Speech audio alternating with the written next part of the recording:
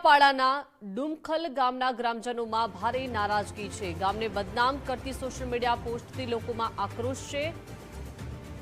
પોપટ તેતરના નામે વાંધાજનક પોસ્ટ અને રીલ્સથી ચકચાર મચી છે। બહેન દીકરીઓ અને ગામની અસ્મિતાને ઠેસ પહોંચાડવાનો આક્ષેપ થઈ રહ્યો છે।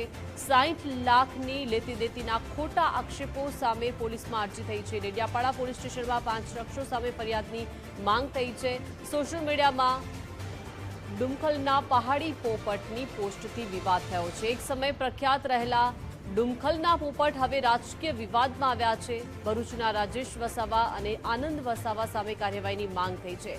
રાજપીપળાના વિપુલ માછી અને વોઇસ ઓફ ટ્રાઇબલ પેજ સામે રજૂઆત થઈ છે, જ્યાં ગામની અસ્મિતાને રાજકારણમાં ન ઘસેડવા ગ્રામજનોએ ચીમકી ઉચ્ચારી છે। રાજકીય લડાઈમાં ગામના નામનો ઉપયોગ કરનારા સામે ગુનો નોંધવા હવે ગ્રામજનોએ માંગ કરી છે।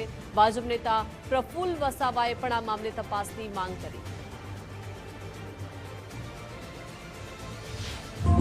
છેલ્લા અઠવાડિયા 10 દિવસથી આ સોશિયલ મીડિયામાં ફરે છે કે ડુમખલ ગામમાં આવું છે તેવું છે। આ લોકો 3-4 જણ છે, એ લોકો ખોટી રીતે અમારા ગામનું નામ લખીને અમને બદનામ કરવા માંગે છે।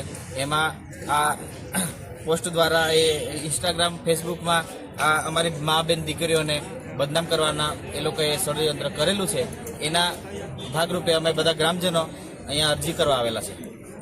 શું જવાબ આપ્યો સાહેબ પોલીસ સ્ટેશનથી જવાબ આપ્યો છે કે અઠવાડિયામાં આપણે એનું નિરાકરણ લાવી આપીશું। આજે તમે આવેદનપત્ર આપ્યું તો ગુજરાતના તમામ કરોડો લોકોને પણ ખબર પડી છે કે ડેડિયાપાડા વિસ્તારમાં આવી કંઈક ઘટનાઓ બની છે અને આવું સોશિયલ મીડિયાની અંદર વાયરલ થઈને એ વાત ચાલી રહી છે। તો જે નેતાને પર આ આક્ષેપ લાગી રહ્યા છે તો સોશિયલ મીડિયા થકી એ નેતાનું નામ પણ ઉજાગર થયું છે, તો પછી એ નેતાની હવે વિશેષ જવાબદારી બને છે। આ સમાજ ત્યારે તમને ખભા પર બેસાડીને નાચે છે અને જ્યારે જ તમારા પર આવા આક્ષેપ લાગે છે તો તમારે લોકોને જવાબ આપી દેવો જોઈએ।